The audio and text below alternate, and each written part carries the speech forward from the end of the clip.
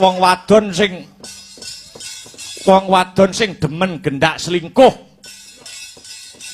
kuwi ana tandha tandane yen manut panaliten. Ya. Wong wadon kang demen gendak selingkuh kuwi ana tandha tandane yen manut panaliten.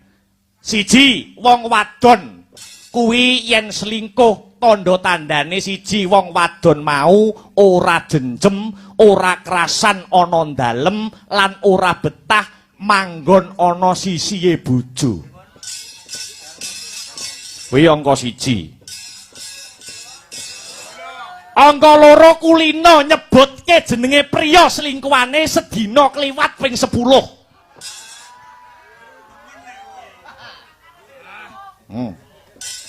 Angka 3 kerep nyolong pulatan utawa tembunge mentereng nyuri pandangan. Angka 4 dumadakan anggone dandan malih menor. Angka 5 wiwit goroh karo kakunge. Angka 6 budidaya supaya kakunge kerep lunga. Kakunge ora tanggapan barang dikon tanggapan.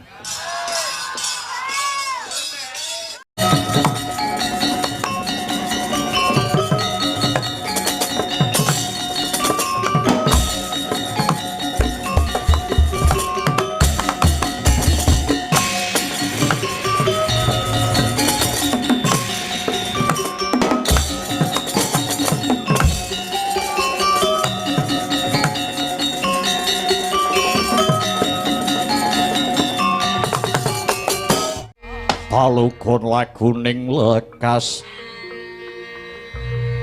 lu kita linuding kitung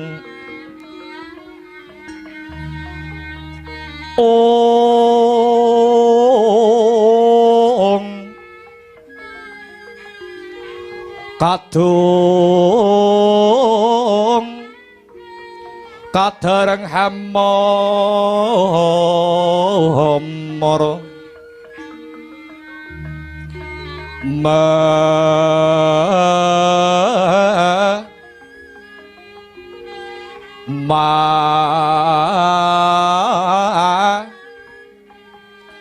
ngun manah rahayu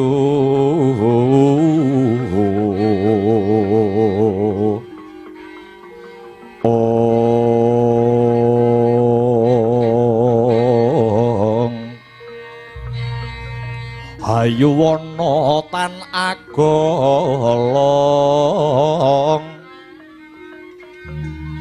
gumolong manadukara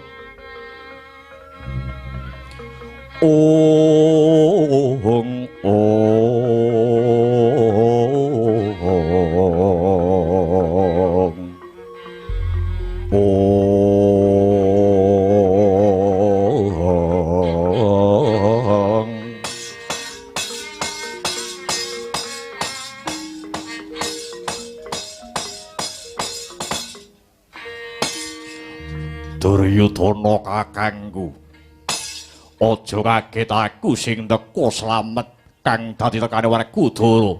Werkudara ya njanur gunung Kadingaren. Sira Yayi Werkudara ngabiyantara Restinggil negara Ngastina tekamu karo sapa Dimas? Karo Jlamprong ya si Janaka. Nanging Janaka cukup nunggu ana pasiban njaba. Lah banjur ana parigawe apa sira sowan ana ngarasaning pun Kakang Yayi? Duryudana kakangku sing gedhe pangapuramu tekaku ana Ngastina ora butuh karo Duryudana, nanging pancen niatku kepengin sowan ana guruku Bapa Pandhita Durna.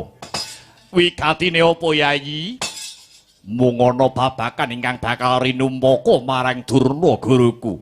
Bapa Durna, kula wonten dawuh nggih. Yayi Werkudara dinten sakmangke mbetahaken panjenengan Bapa Durna. Nyuwun sewu menapa dipun keparengaken pun Bapa Rading Majeng anggenipun lenggah mungkuraken dhateng anak Prabu kula sumangga Bapa Panembahan. Pandhita Agarya wangsit Pindha kumbang acap ing tawang susuh ngangin ngending kene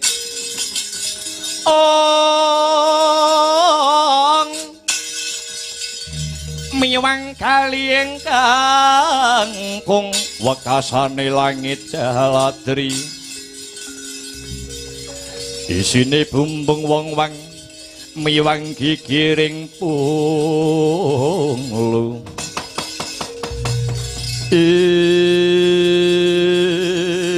kok ning dungkul wana dadi alas-alas dadi prunas apa butuhmu nger Wrekodara aku mung bakal takon karo Durna guruku. Dina iki Punta Dewa kakangku lagi sedih merga sawetara iki ana Tricandra utawa telung wulan iki bojone Punta Dewa kakangku Mbak Yu Drupadi ilang. Prameswari negara Ngamarta Dewi Drupadi ilang. Pancen kowe mangkono. Banjur aku kelingan Bratasena nduweni guru kang banget tak junjung derajate. Mula tekaku mrene aku mung bakal takon marang panjenenganmu. Takon babagan apa? Mbak Yuku Drupadi dina iki mapan ana ngendi? Yen Bapa Durna bisa ngandhakake babagan ilange Mbak Yu Drupadi, Bapa Durna tak anggap guruku kang sejati. Lole.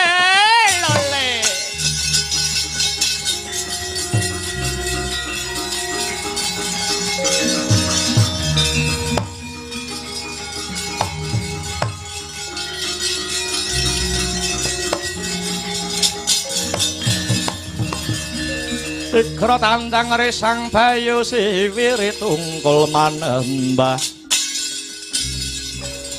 angler boyo kuntap Hara piye sejatine pon bapa wis sumurup dina iki Mbak Yu lagi murca utawa ilang yen miturut netra pramana jatine Panembahan Bakandurna sak brebetan pun bapa wis nampa wangsit saka Pradewa. Timbule Dewi Drupadi kudu mawa kurban utawa kudu nganggo pangurbanan. Hawet ana tetembungan Jer Basuki mawa baya kelakoni Panjangka kudu mawa pangurbanan. sapa sing kudu tak pateni? Kandha kanthi prasaja Durna guruku. Menungsa sing kudu dadi tumbak ya kuwi menungsa sing cangeme jembar. Piye? Sing cangeme jembar. Mripate kaya ndok ceplok. Kuwi sing kudu mbok pateni, kuwi tumbale. Menurut wangsit yang saya tampa begitu. Sapa menungsane ora sah dadak rikuh Kang sarta pekiwuh. Kowe aja kaget ya Wrekodara. Miturut wangsit kang tak tampa, timbule Mbak Yu Drupadi kudu mau korban ya kuwi abdimu, kula kawan sing jenenge Bagong. Dina iki uga Bagong kudu mbok pateni Wrekodara. Wah.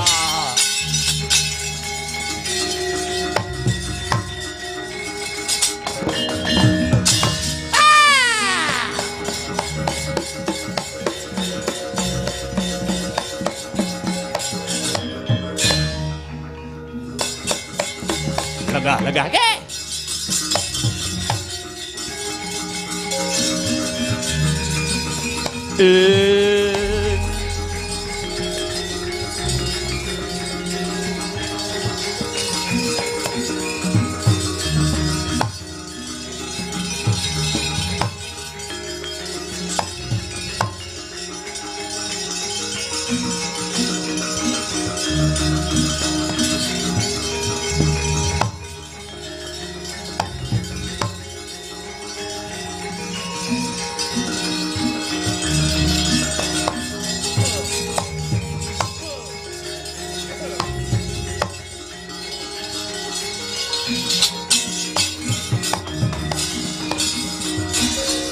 Adyatur miturut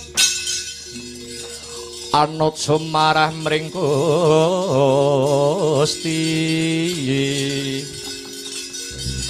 dene Siti Mimang Utama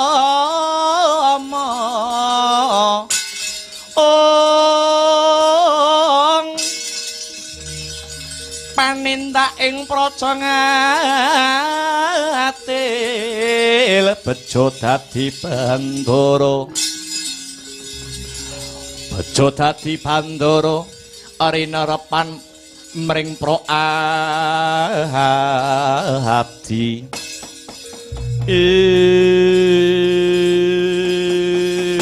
Dipate pripun Dipate panjenengan percaya napa mboten kalian kadigdayan kula wong kuwi nek lagi winong wong karo dewa, apa sak ciptane dadi, sak sediane bakal katekan.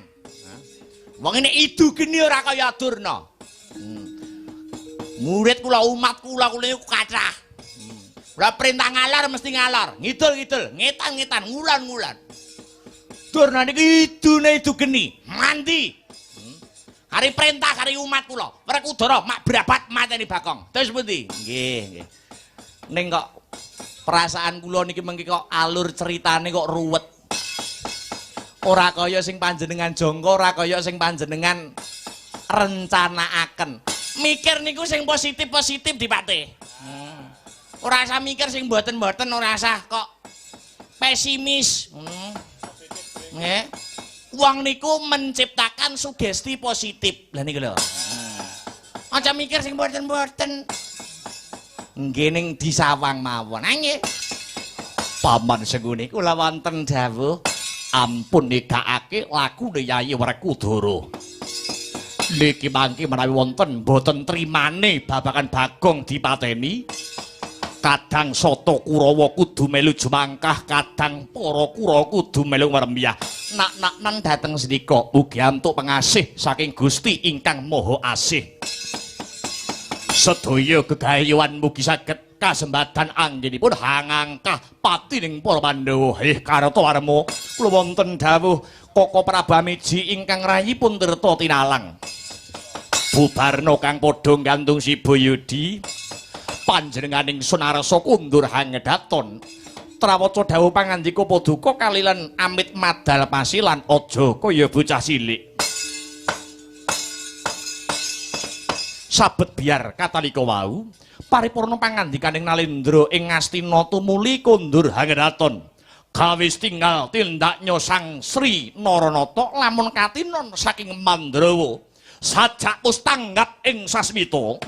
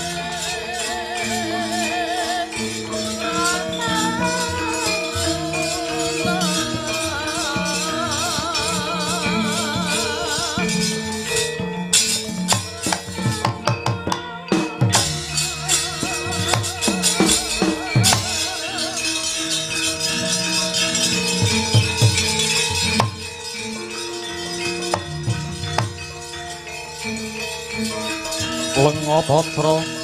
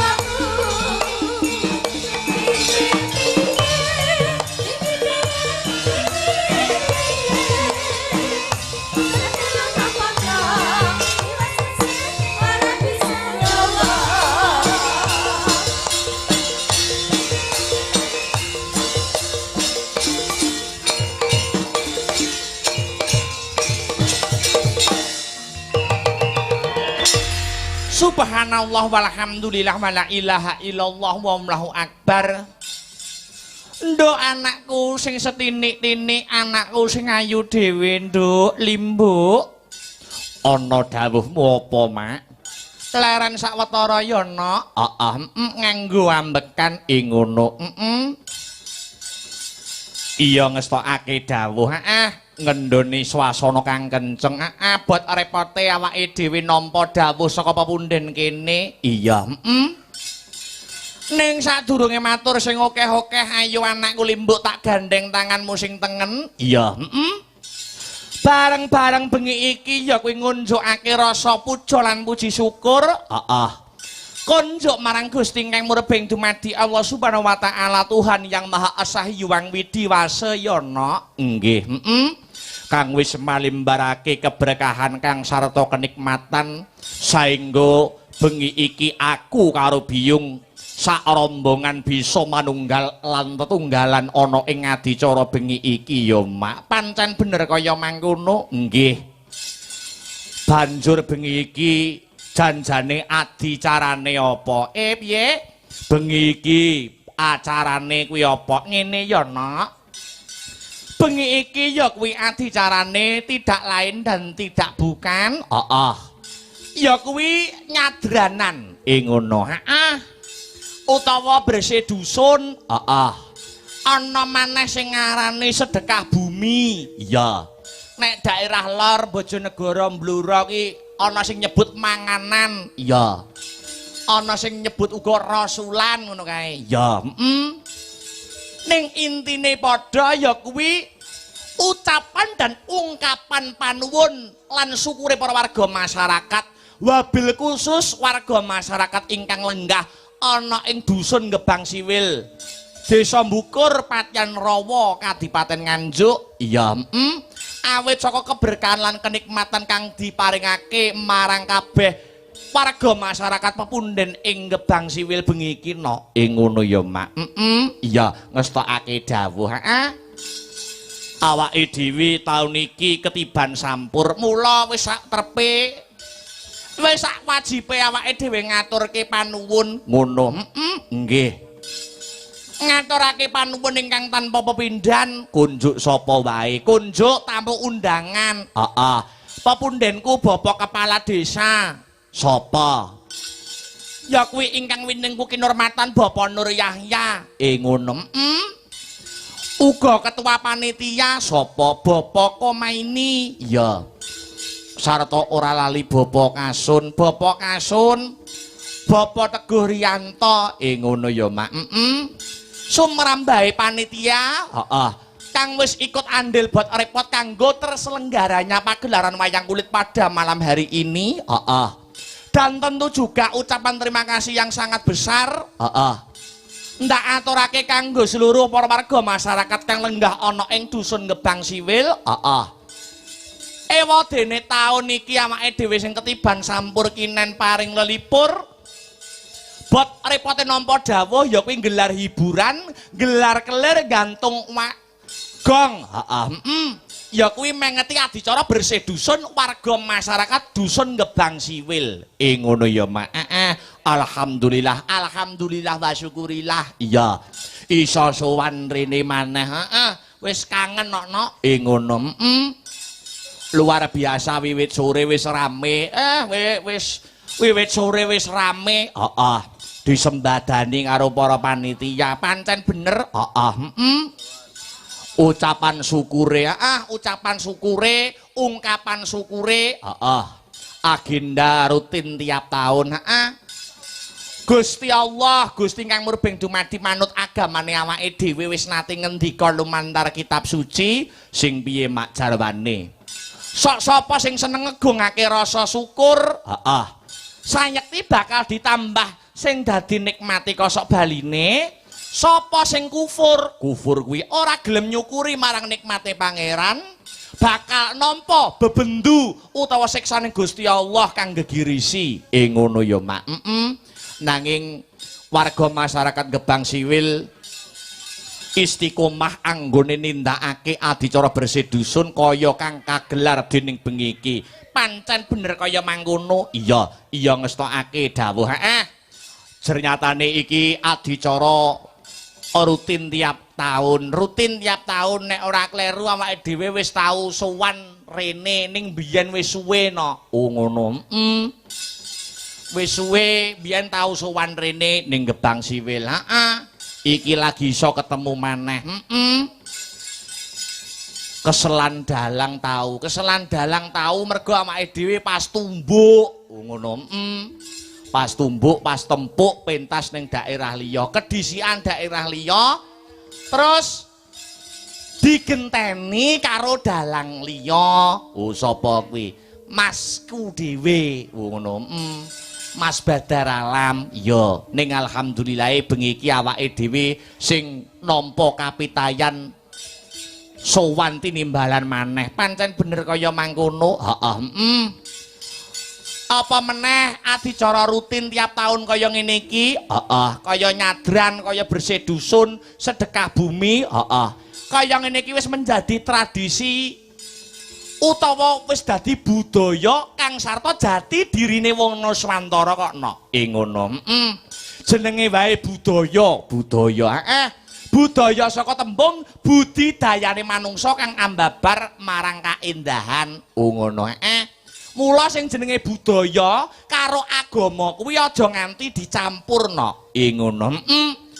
ing antaraning agama kelawan budaya yen dicampur iki mengko ndak cawuh. Ngono. Iya. Ibarate kaya sandal kae lho no. Iya. Sandal kae senadyan wujude padha nanging bentuke beda ya kuwi tengen karo kiwa. Ngono.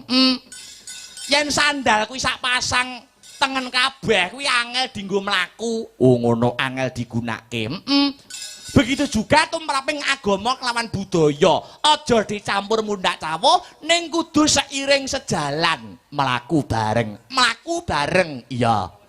Tembunge agama hablum minallah kang sarta hablum minanas. Ngono. Hablum minallah ki hubungane menungsa karo Gusti Allah. Ngono. Yen hablum minanas hubungane awake dhewe padha padaning umate pangeran. Ngono. Dalam bersosialisasi bermasyarakat. Lah kuwi nganggo budaya. Ngono. Waton budaya ora tabrakan karo agama, fa insyaallah ya ora enek eleke. Ngono ya, Mak. Contone nak ana budaya sing ya kuwi nganti saiki tetep diuri-uri karo wong Nuswantara. Ngono. Kuwi anane ya nggur ning Indonesia tok. Apa? Angger riyaya ngono kae lho, Nok. Ya. Angger barbada lebaran. Heeh. Ngono kae terus salam-salaman sobo karo tangga teparo. Mubeng ning tangga teparo. Kuwi ora enek. Ning bangsa Arab ora enek. Iya. Mergo kuwi budaya sakjane. Ning budaya sing positif. Iya, ran ing ngapuran. Ning Arab ora ana. Ngono. Kaya bengi iki barang. Iya. Iki ya budaya. Ora tabrakan, ora cengkah kelawan agama, ora. Iya. Apa meneh ana ing adicara nyadranan, sedekah bumi. Iya. Ngene iki akeh nilai-nilai positif yang terkandung di dalamnya. Upamane ana ya kuwi siji nilai syukuran, loro sedekawan, telu seduluran. Ngono. Syukuran, nyukuri nikmating pangeran kaya sing tak aturke mau ngarep. Angka loro sedekawan. Sedekah ngetokke ragate kanggo menghibur para warga masyarakat. Sing diuntungkan ora mung pelaku senine ning bakul-bakul UMKM uga berputar. Iya. Iki termasuk sedekah. Sedekah dana rasa. Iya. Terus sing angka telu seduluran. Ngeraketake balung pisah sing ora tau kumpul karo tanggane dadi kumpul karo tanggane. Pancen bener kaya mangkono. Iya. Kaya ngene iki berarti ngeraketke tali silaturahmi wujude budaya nanging di dalam budaya kuwi ana nilai-nilai agama yang terkandung ya, Mak. Pancen bener kaya mangkono. Uga ngaturke panuwun, Nok. Kunjuk mau urung ndak sebutake. Ya kuwi pepundhenku Bapak Ulum Bastomi. Ngono, anggota Dewan DPRD Nganjuk. Ya. Uga nyengkuyung pagelaran bengi iki. Ngono ya, Mak. Alhamdulillah wa syukurillah kebak berkah kelawan barokah. Sing baku ndonga. Muga-muga seluruh rangkaian adicara bersih dusun nyadran utawa sedekah bumi kang wis kasembadan katindakake. Ya. Sarampunge wayangan dusun kene ya kuwi dusun Gebang Siwil. Dadya dusun sing baldatun thayyibatun warapun ghafur.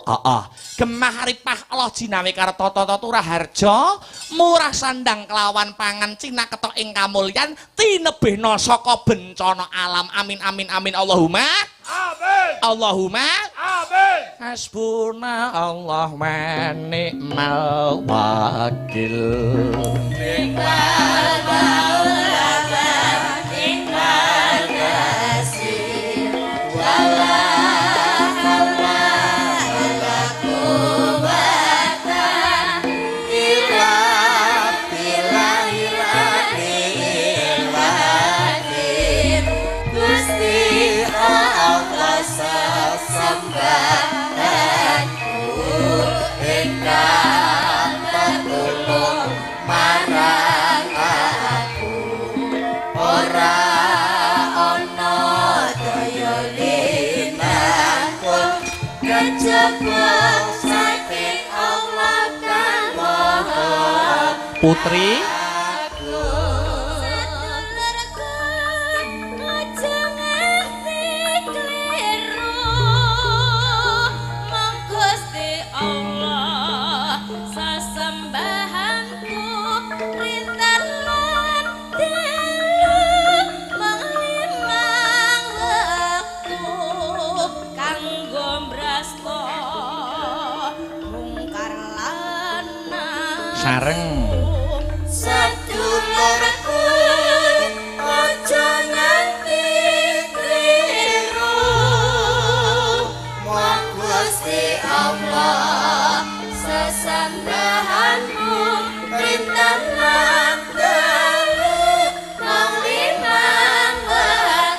celeng seru. Ya.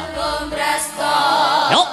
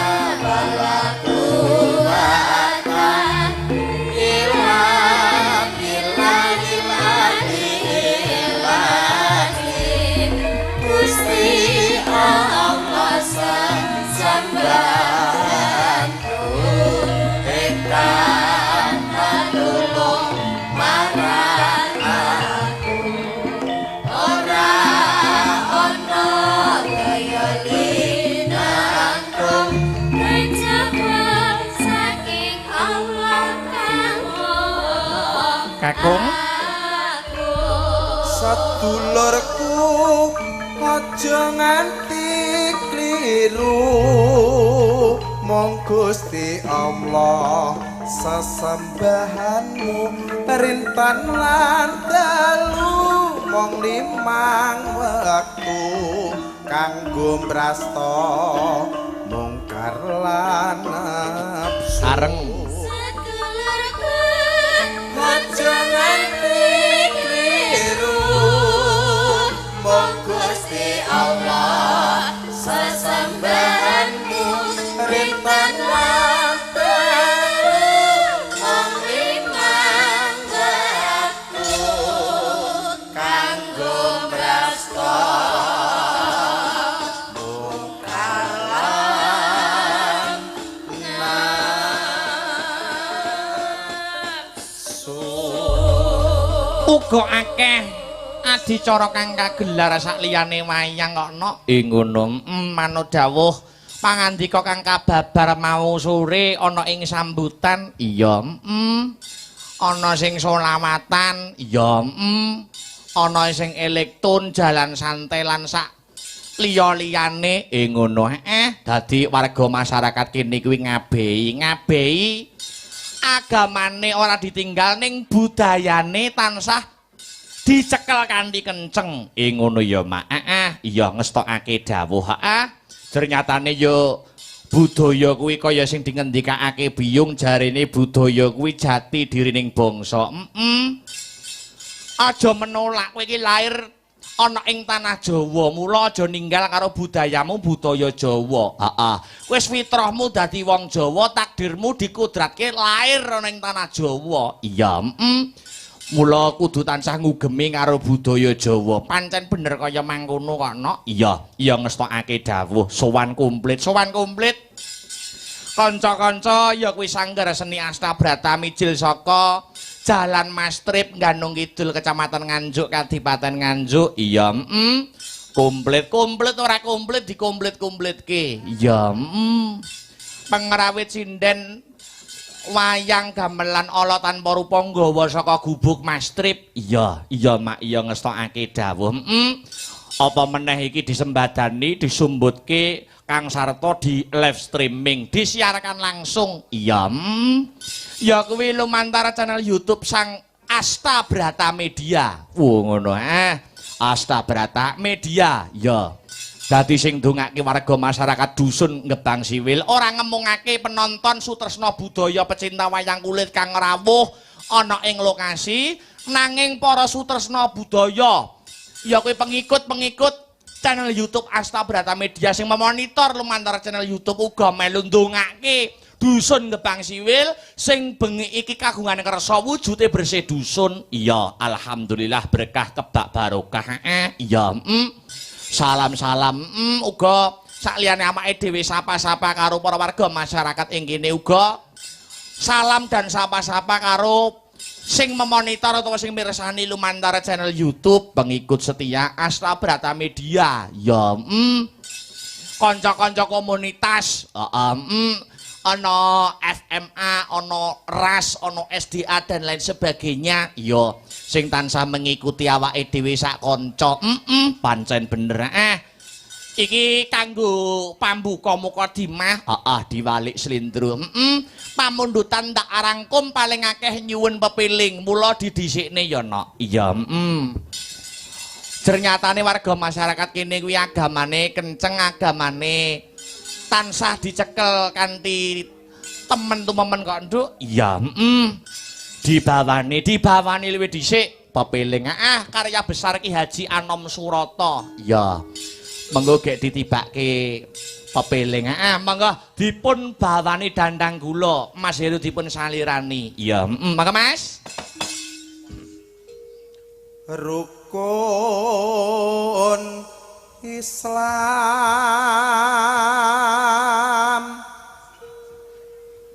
kang lima puniki katindakna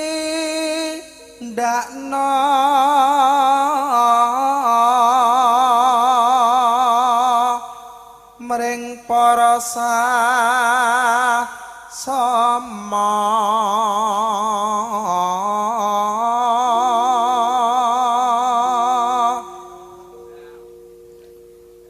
aja padha ditinggalke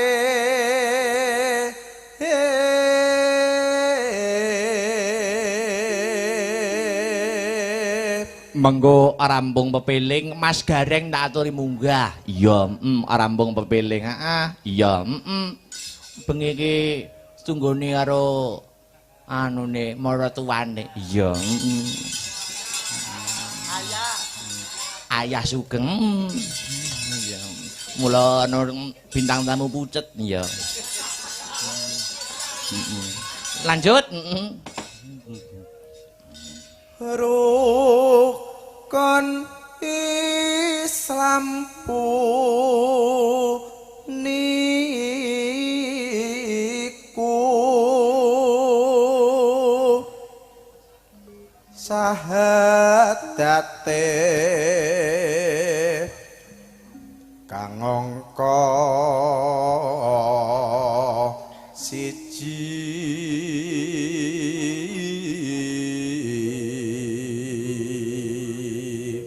angka kalih kang angka loro solat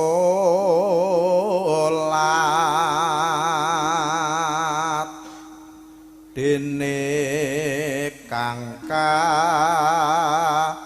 telu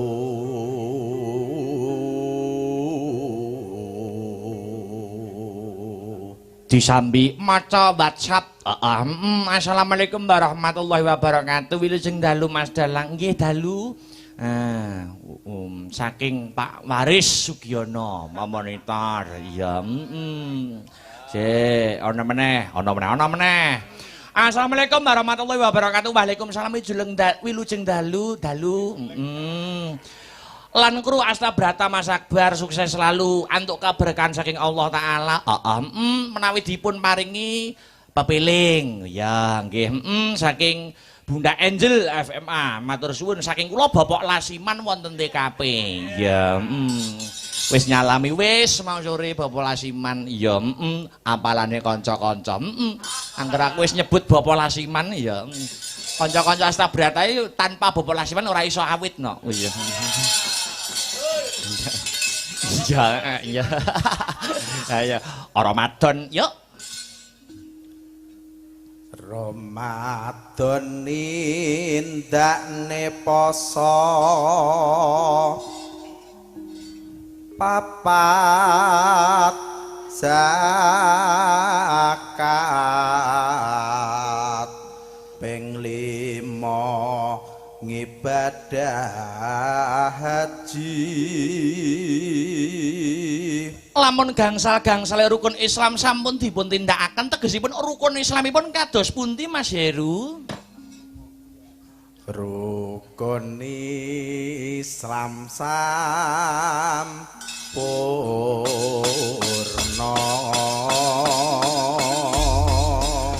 Wis katur tibake pepiling ya pepiling karya besar Ki Haji Anom Surata untuk salam pambuka untuk para warga masyarakat Gebang Siwil Kang Sarto yang memonitor lumantar Astabrata Media ya buka ya coba kaya ngapa dadeke cawak ya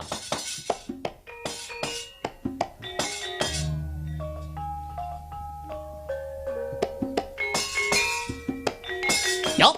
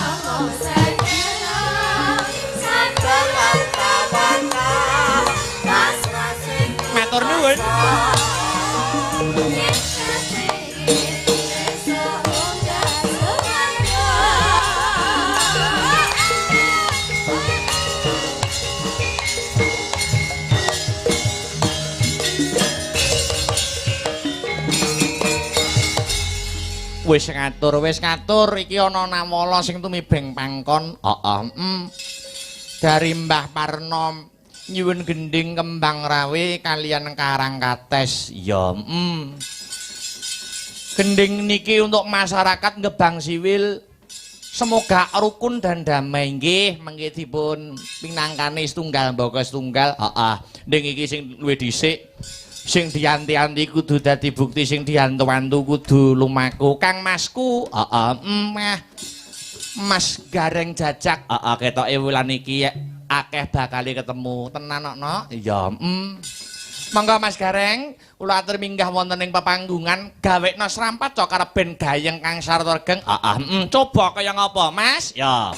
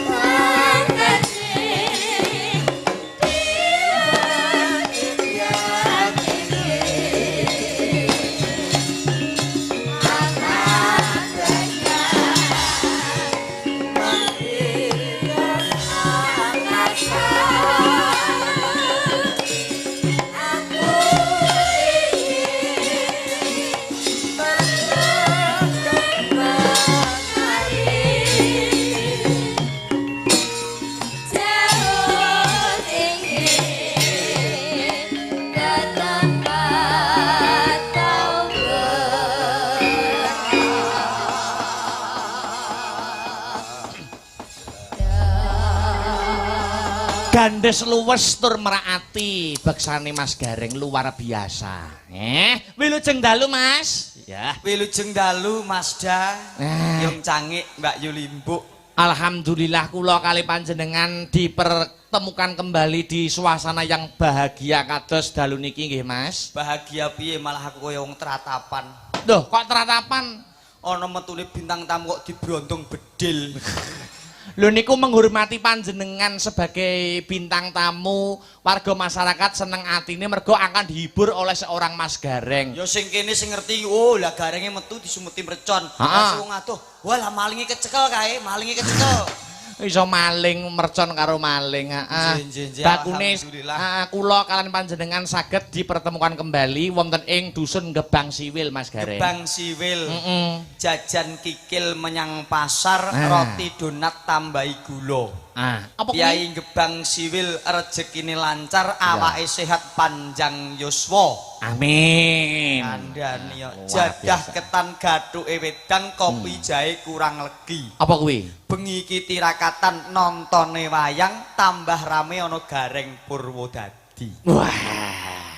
Kok ya iso enek golek pasaran Mas. Ya piye neh ngaturaken sugeng rawuh paduka sedaya warga lan para pamirsa sugeng lenggah kanthi sekeca sinambi mirsani pagelaran wayang Purwa tilaranipun para kina kang kebak pitutur lan wewarah utama dasare dalange isih muda cakrak bagus tur pideksa anggone nganggit pinter nggone crita suluk lan sabete ora kuciwa bintang tamune Gareng saka Purwodadi cakrake bagus kaya permadi dasare ora duwe rasa serek ati bocahe seneng berbagi nek iki jare dalang kuwi kok ngudal piwulang ning emane sabone kok ning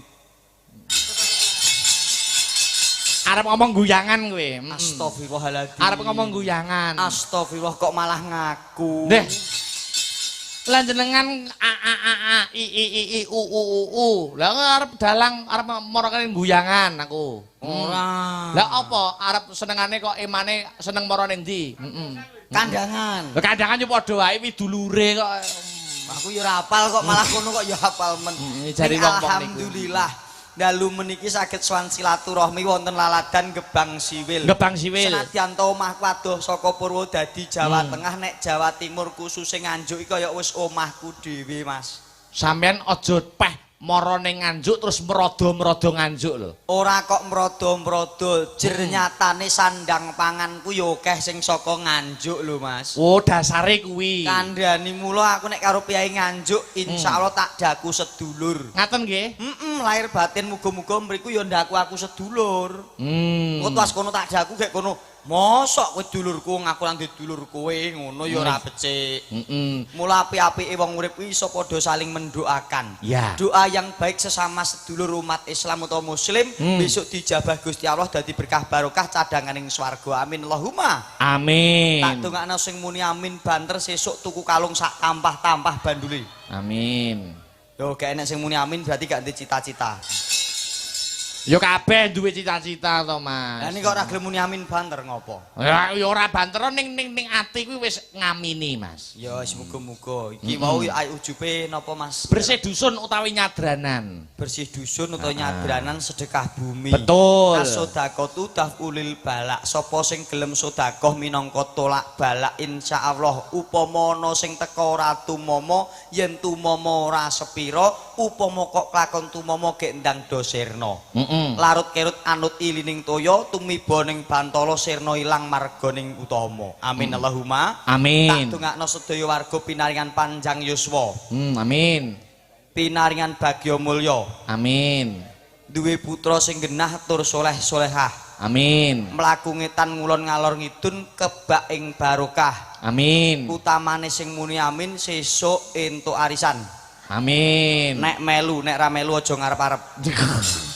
Ya iya no, lah ora melu arisan kok ngarep-arep entuk arisan, lah wae sapa? Nah iya no, wis otomatis nek kuwi. Nggih, muga-muga berkah barokah, Mas. Alhamdulillah. Penontonnya luar biasa ya Mas malam hari ini. Luar biasa. Senadyan nggone rupek tapi tidak mengurangi semangatnya para warga masyarakat Gebang Siwil. Nggih leres, Mas. Wah, tumplek-blek ngantek-ngantek ngguri layar tancep kayak pol kono, Masya Allah luar biasa. Muga-muga berkah barokah. Amin. Nuwun sewu Bu, jenengan nonton wayangnya apa mergo seneng wayang? Ora re Mas. Lah ngopo Bu nonton wayang? Maneman leh urunan. Iya. Oh dalange enggak piye? Muni piye garenge ganteng ngono. Garenge ganteng. Iya. Nggih, leres nggih. Nonton wayang mergo garenge ganteng. Garenge. Oh nek dalange terah biasa. Leh. Pijane kupinge kopok apa piye? Dalange ganteng ngono kok. Pisan kas ya. Nuwun sewu sing ganteng dalange napa garenge? Wis gak cetha aku. Pisan kas sing kene sing kene. Ejal. Sing ganteng dalange napa garenge? Oh lah kowe balane apa ya? Padha-padha nganjuke kok. Sing tekok rak piyai kene jajal tak tekok piyai siji sing wonge jujur tur ora tau ngapusi. Sapa kuwi? Alah Pak Sugeng lho. Sapa penabuh atau pengrawit to? Iya. Nek ganteng didalang karo gareng dalang gareng. Nuwun sewu Pak Gandeng jenengan piyai sing jujur ora tau neko-neko. Terus. Dalange nek kalih garenge ganteng pundi, Pak? Ayo Ganteng garenge. Mireng to jenengan? Piye? Mireng to jenengan? Muni ganteng garenge. Lah wi maratuamu dhewe ngono to. Maratuane dhewe yo ganteng-garenge kok. Wis tak ancam mau. Mbok ancam piye lho? Maratu kok mbok ancam dosa lho kowe. Lah apa dosa? Lah mbok maratu dhewe kok mbok ancam lho. Ora apa-apa, anake tak openi kok. Ngene. Kono wani muni ganteng dalange anake tak pasrahno kowe re. Lho. Masaku. Mbok ancam piye? Ayo Pak, ngangger muni ganteng dalange anakmu tak wehno kono lho. Masaku kok tapi ngene iki ditunggoni maratuwa nyambut gawe ditunggoni maratuwa tidak menjadikan problem suatu masalah ya Mas. Ya ora malah kono sing minder. Maratuwa iso minder lho. Lho iya no. Lah gak iso. Hangelmune dhuwur aku, Mas. Iki saya nempak bun-bunan iki. Loh, kok- Karo maratuwane dhewe iki mbok sopan maratuwa ibarate wong tuane dhewe lho. Nun sewu, Durna mau sowan ning Astina. Heeh. Iya apa ora? Ya no. Nalika Durna kuwi dadi punggawa apa dadi guru? Ning posisi ning negara Ngastina dadi pejabat, dadi punggawa, dadi nayaka. Nek ning Sukalima, Dadi guru. bapak nek ning dalem kuwi dadi maratuwa. Ning kene ya handah aku to, Mas. Kowe mulai sedake dadi kicing mutar kowe. Lho ora. Kuwi jenenge empan papan. Keprofesionalitasan kerja. Kandhane lagi ngerti ya bunem ya. Wis tekan bunem barang Lah iki iso nyinden sing marahi sapa? Weh, lho, Bu Parsinem sinden senior Alah. pojok dhewe. Sing marahi sapa iso nyinden? Lho, jenengan. Sapa Bu sing marahi? Lho, gurune no. Ya wis, aku ya ora ngerti wong tuwa kene kok. Wis. Tak kira nek jenengan kadung sumbar kok. Ora, nek aku marahi cah-cah iki sing mari aku kabeh. Anak-anak yang adik-adik, Ah, mbak-mbak yang Mbak- masih perawan-perawan ini kamu yang marahi. Alah lah Batrisia, Kumala, Sinta. Terus apa iki? Pesek. Alah, nek sing iki aku durung kenal aku. Durung kenal iki cah anyar ketok iki. Yo, anu. Nek ndelok piyaine saka lumpur Lapindo gitu iki. Piye piye, delok piyayine kaya Kaya iki kaya kelahiran kok lumpur Lapindo. kok iso iki lho. Lah modele kok blukuduk. Lu kancane kok kalem-kalem kok gue nang ngene. Kuwi jane gek kene ngopo? Lagak lagian manusia, karakter manusia tiap orang itu berbeda-beda. Oh, ngono. Ana sing meneng, ana sing etes. Oh, Ngono. jin. Ya alhamdulillah is berkah barokah. Nggih. Puji pinuji sedaya warga Manggiya Rahayu Basuki. Amin. Amin ya rabbal alamin. Alhamdulillah. Kebangetan wayah dagelan munggah kok lagi dahare metu. Mang mulo ki gek lah apa? Ngo bareng aku rono rampung. Yo ngengei siji sing gak nganggo kuah. Engko tuas ngengei siji gek nganggo kuah mbededeg. Ya pancen wis dadi tanggung jawabe Mas nek pas wayah limbukan iki adat lupiya adat saben ki daharan munggah. Lah ngono kuwi sak durunge limbukan mah mbok didhisikno sicok engko aku ayo ngeno to. Mangsaku kan ya sadurunge munggah kanca-kanca pun dahar. Dadi nek tekan panggung kuwi dahare kesorenan ya mbededeg ning weteng. Dadi waktu limbukane waktu sing pas. Ngono lho. Yo. Sing penting ki lho deloken sampean diliput. Aja ngrembug babakan wong ngedum daharan. Diliput HP ting crentel luar biasa ngene iki. Ngene iki mara tuamu bangga. Wah, ki lho ya ampun mantuku disoting wong pirang-pirang. Iki wong teko nyutingi ora perkara pengen nyuting aku. Lah ngopo? Wong kono gur golek konten kok. Lah iya kan kontene sampeyan. Amin is berkah barokah kabeh nggih Pak nggih. Tak dongakno tuku kuota terus pokoke. Iya. Nggih. Alhamdulillah, Wah, deloken Mas. Wah, itu kaya ngono ke. Ngene iki sing dadi tombak ujung dari suatu pagelaran bengi niki mung siji, Mas. Napa? Jimate kuwi mung rukun. Rukun nggih. Oh, tanpa kerukunan ora bisa nggayuh wujuding pahargan sing kaya ngene. Nyatane jaman gayuh kamardikan, modale kerukunan bambu dilincipi sing diarani bambu runcing iso merdika. Mongko musuhe nggawa bedil jarak 100 meter kenek. Nek sing gur bambu runcing kudu adep-adepan. Kuwi nek ra saka kerukunan tangeh kelakone. Mula bengi niki warga masyarakat dasare rukun bisa nggayuh wujuding kerukunan dadi warga masyarakat sing ayem tentrem gemah ripah lo jinawi. Amin Allahumma. Amin. Ngene ya Mas. Pripun? Rukun itu jangan terlalu luas dulu jangkauane. Aja rukun karo tangga, rukun karo wong akeh, rukun karo bebrayan agung aja. Ning diawiti rukun saka keluarga. Gitu. Sampeyan iso omong mestine kudu iso dadi suri tauladan yang baik. Sampeyan nek ning omah membangun rumah tangga karo bojone sampeyan tau congkrah apa ora? Apa rukun? Ya Allah Gusti Mas. Ngopo? Jenengan kalih kula kekancan wis suwe. Suwe. Mosok ora paham karakter hidupku. Ya tapi nek masalah keluarga kan privasi to Mas. Aku omah-omah karo mbok wedok kuwi wit taun 2018, iki 2020 wis 7 taun. 7 tahun. Apa krungu jenengan aku tau tukaran karo bojoku? Alhamdulillah saking rukune. Ora kok saking rukune. Heeh. Omahmu adoh kok. Cedak ya blebeken. Berarti ya tahu congkrah berarti. Lho omah-omah kuwi kembange wong omah-omah kuwi nganggo tukar padu. Ning tukar padu aja dibacutke. Mergo tukar padu kembange wong omah-omah nek tukaran ndang diselesaikan ning ranjang.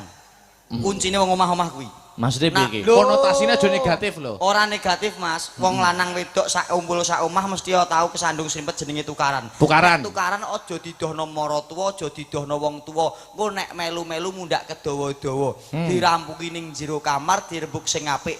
Gampang kok, Mas. Piye? Syaratnya wong omah-omah kuwi mung loro. Apa kuwi? Wong lanang gampang njaluk ngapura, wong wedok gampang matur nuwun, omah-omah ayem selawase. Iki sampean wis tak anggap masku dhewe. Ayo tenang. Kaya ngene iki wejangan kaya ngene iki tak nggo sangu besok nek aku wis rabi, Mas. Kuncine ben rukun piye mau? Sing lanang, Sing lanang gampang njaluk ngapura, sing wedok gampang matur nuwun. kuwi engko ora bakal tukaran ya, Mas. Ora bakal tukaran. Mergo wong wedok kuwi senenge nek dijunjung derajate, wong lanang kuwi senenge nek dialem penggaweane. Diweki kaya sithik matur nuwun ya Mas, wong lanang gedhe atine. Wong wedok ana salah, wong lanang rumangsani sepurane ya Dik, wong wedok lega atine. Gampang kok Mas. Nalikanipun nuwun sewu. Nggak. Contone aku dhewe. Contone, Aku kok nglakoni salah, bojoku tak demek pundake kiwa tengen. Tak kecup pundake. Mwah. piye ngono kuwi langsung memaafkan. Aku mah dikaplok raiku kok. Kok iso lho malah. Lah pas pundake tak cekel, pipine tak ambung, bake sikile tepedak kok. Lah ngene disawang sik. Lah mula kuwi bar kuwi insyaallah rampung perkarane Mas. Wong wedok luluh atine. Wong wedok iki gampang-gampange menungso kok Mas. Kok iso gampang-gampange menungso Alah, lho. wong wedok anggere mbok apusi senenge pol. Nek iki contoh yang tidak baik. eh, Wong wedok kok diapusi malah seneng. Wong wedok ki nek diapusi malah keronto-ronto atine. Apusi dalam hal kebaikan. Contone bojoku nalika tak rabi bobote 37 Mas. Cilik minting-minting apike mbuh. Biyen wong wis wong lanang kuwi nek nyawang wedok mesti ketok ayu mergo durung bojone. Nek wis ketok bojone elek. Nah. Bah, Bojoku mbiyen ayune ra umum. Kowe iki ngene iki ngedek-ngedeki aku. Pamane aku arep rabi, omongan ngene iki ngedek-ngedeki aku. Wonge ketok ayu nek urung dadi bojone. Nek wis dadi bojone malah biasae. Lho bener Mas, kuwi pamrih apa cinta itu buta. Nek wis petuk siji aja golek liyane. Anggepen nek wong liya kaya elek-elek, ketoke ayu ya gur nek durung dirabi. Nek dirabi biasa, mosok kowe ora tau tuku. Nek wis dalang mbok kon tuku kuwi lho maksudmu. Tuku wayang kuwi lho Mas. Oh, iya. Wayang kuwi nek jek urung weke wong ketoke apik. Apik. Nek wis dituku bendina dienggo biasa. Biasa, oh iya Padha iya. wedok ngono kuwi mau lho. Aku Ya. nek kanca ora tak omongi kowe. Iya. Andani. Wong lanang lega atine nek nampa kaya saka wong wedok pira wae ngucapne matur nuwun. Lah wong wedok kudu berterima kasih mbuh gedhe mbuh cilik kuwi jerih payah seorang lelaki bebasane diperes kringete ditugel balunge mung kanggo nyukupi kebutuhane. Upamane sampeyan ngene iki bar manggung karo aku, mulih gareng tekan Purwodadi, tekan omah ngene iki kayamu, bandamu, bayaranmu ya langsung biuk petutuk ning wong wedok kabeh, Mas. Lahir batin tumplek blek ora enek sing tak sisake. Upama bayaran 5 juta, ya 5 juta. 5 juta. Wah, 10 juta. Wehno 10 juta. Entuk job gede, entuk 20 juta. Wehno 20 juta. Wah, ya lha nek metu-metu ning dino ceklan piye kowe? Jaluk sangu. Biasane dikai selawe mentoke 50. Biyo gareng dagelan kondang Purwodadi gareng jajak kok ning ndi kok nggur mara 50 disangoni selawe. Ngono nek aku malu sebagai wong lanang ngono kuwi. Lho kok iso malu ngopo? Lah apa wong kondang wong anu kok njaluk kok nggur 50 nggur dikai 50 karo wong wedok. Ngono kuwi jenenge kalah karo wong wedok ngono. Ora kok ngalah, Mas. Napa piye? 50 dilebokke HP, tukokke HK apa kae engko metu untuk 4 juta. Alah. Ya apa? Ora tegese wong lanang lan wong wedok kudu pinter meminit keuangan. Heeh. Mergo wong wedok ki ning omah gaweane kuwi ana tetebungan wong wedok pinangkane pedaringan. Pedaringan, Pedaringan betul. kuwi wadah rezeki aja nganti bocor, Mas. Ning nuwun sewu arep piye gareng wong wedok tak cukupi kabeh. Apa sak panjaluke tak cukupi. Perawatan Mas tanggaku njaluk nggo warisan awake dhewe apik-apik mbok aku perawatan cukup Dek cukup. Njaluk kalung? Mas kancaku do nganggo kalung aku tukokno kalung Mas cukup Dek cukup. Gelang Mas? Mas kancaku do nganggo gelang aku tukokno gelang cukup Dek cukup. Saiki bojoku stres Mas. Lah kok iso? Saking bendina tak cukupi wae. Sik to, tak cukupi maksudnya disembadani, dituruti. Mas jaluk kalung, tukokne kalung. Mas jaluk gelang, tukokne gelang. Mas perawatan, bayarono perawatan. Ya ora. Lah kok cukupi gayamu piye? Lah Mas jaluk kalung. Cukup. Mas jaluk gelang. Cukup. Mas wayahe bayar SPP. Cukup. Lah ngono ki roh maratuamu pra isin ngono kuwi. Kok isin piye to Mas? Lah sing isin maratuaku to. Kok iso manahi sing merotwamu? Lah bayaran 5 juta biuk penduduk aku dhek 20.000 lho. Mosok kono kono gelang kon dijite. Iya iya iya. Ya ben tuku dhewe to. Iya iya. Iya. Kamu. Urutane kok gak paham-paham to. Iya iya iya iya. Bocah iki modele piye to? Iya. Mula kok nang rabi. Rabi kuwi syaratnya wonten kalih, Mas. Apa kuwi? Kalih sinten? Ngira. Aku kan gurung duwe to, Mas. Lah ngene iki lho. Wong kuwi aja milang-miling mundak kleru guwing. Maksudnya? Oh, gampang milah-milih, milah-milih engko sing dipilih malah ora beneran. Mula dimantepke atine siji sing digayuh. Mergo apa, Mas? Kowe engko nek sing mbok sirkae kok nglirik isih, kae lu ayu tak tinggal lah. Enggak kae. Petuk neh ayu, tak tinggal lah kae. Lho, entek-entek kowe malah entuk kaya Bu Parsinem. Wes.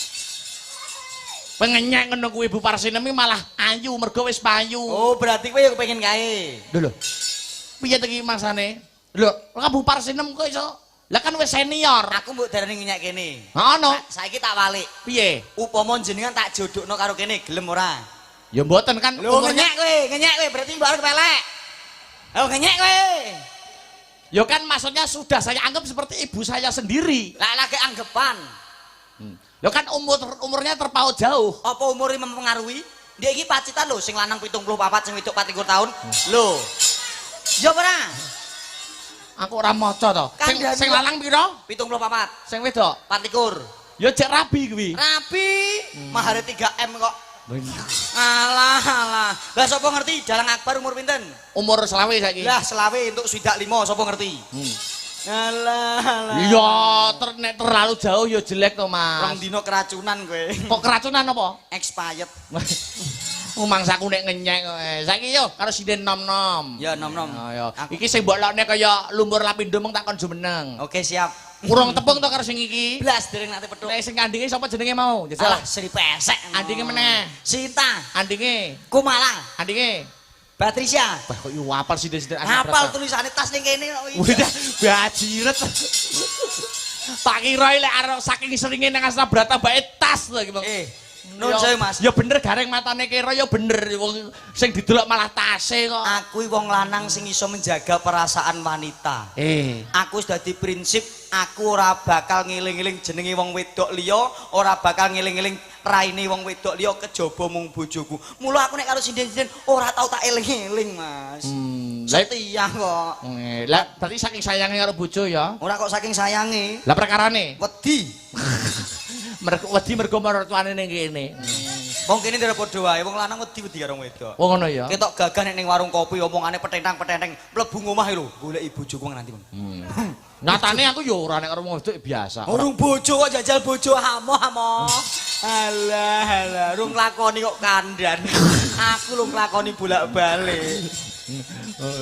Ya saya oke, saiki sing jaremu koyo lumpur lapindo ditekne. Sapa asmane lali? Ayo ditekne seno lagi kenalan. Oke, wong ayo coba, Mbak, ayo ngadeg.